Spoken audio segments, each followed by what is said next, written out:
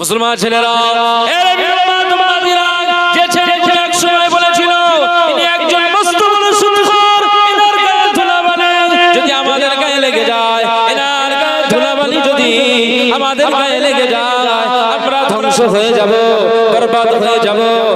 না না, এটা এরা এই ছেলেগুলো একটা সময় বলেছিল, কিন্তু এখন আর সেই কথাটা বলে না। এখন এই ছেলেগুলো দৌড়ে পালায় আর বলে, এদের জবান থেকে এই কথাটা বার হয়, এই ছেলেরা পালিয়ে চল, পালিয়ে চল।